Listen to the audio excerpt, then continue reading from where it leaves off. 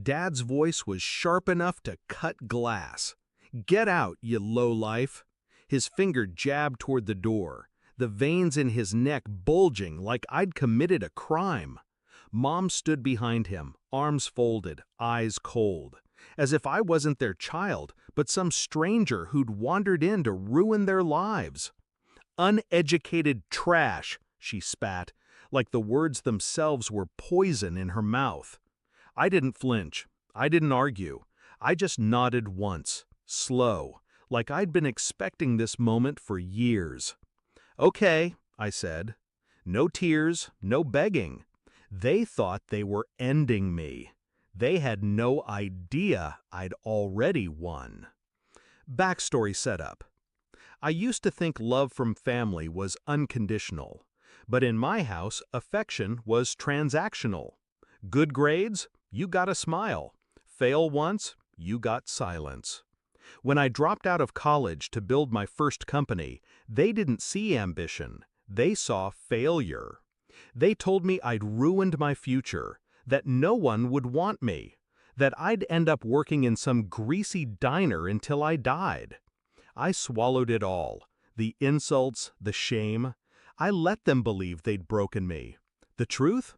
While they laughed behind my back, I was building something they couldn't even imagine. Discovery of betrayal.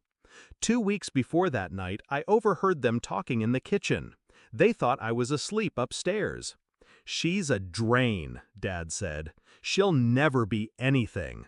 We should just cut her off completely." Mom agreed. "Let her hit rock bottom. Maybe then she'll learn." That's when I knew. They didn't just doubt me. They wanted me to fail. Not for my sake, for their pride. I stood in the hallway, hidden in the dark, listening to the people who were supposed to protect me plot my humiliation. It didn't hurt the way I thought it would. It ignited something colder, sharper. Shift in mindset. The plan begins. I didn't storm in. I didn't confront them. Instead, I started preparing. I moved my money, all 20 million of it, into an account they couldn't trace. I lined up movers. I booked a one-way ticket to Florida. My penthouse there wasn't just a home, it was proof. Floor-to-ceiling windows overlooking the ocean, marble floors that caught the sunlight, an office where I signed deals worth more than they'd earn in 10 lifetimes. I decided I wouldn't just leave. I'd let them believe they'd won. Because the sweetest revenge isn't shouting, "I told you so." It's making them realize they were wrong without me saying a single word. Execution of the plan. The night they kicked me out, I walked upstairs, packed 2 bags, and left the rest. Didn't even take the photo albums. They'd never looked at them anyway. I checked into a hotel for the night. The next morning, my movers met me at storage and shipped my things to Florida. By noon, I was standing barefoot on the warm sand outside my beach house, the Atlantic wind tugging at my hair, my phone buzzing with messages from business partners in 3 different time zones. Not a single message from my parents. Perfect. 3 weeks later, climax build-up.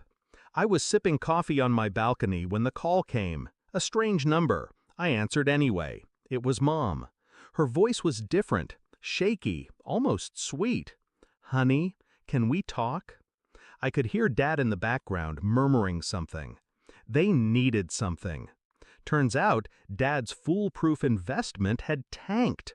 They'd lost almost everything, and now they were worried about the future. Translation? They were broke. "Maybe you could help us out," Mom said, carefully, like she was asking for sugar from a neighbor, not money from the daughter they'd thrown away. I didn't answer right away. I let the silence stretch, the waves crashing behind me filling the space. "You called me uneducated trash," I said finally, my voice calm. "You told me to get out, remember?" She stammered, "We didn't mean—" "You meant every word." I walked back inside, through my sunlit living room, my bare feet whispering over imported marble. I picked up a framed photo from the shelf, me smiling at 17, before I realized love had terms and conditions. "I have $20 million," I said, each syllable deliberate, "and not a single cent of it will ever touch your hands." The line went dead silent. I could almost hear the moment they realized the scale of their mistake. I put the phone down. No satisfaction in yelling, no victory in dragging it out. They didn't deserve my rage. They deserved the weight of knowing they had destroyed their own safety net, and that I was thriving without them. I stepped back onto the balcony, the sea stretching endlessly ahead.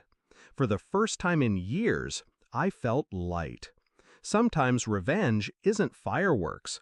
Sometimes it's the quiet click of a door that never opens for them again.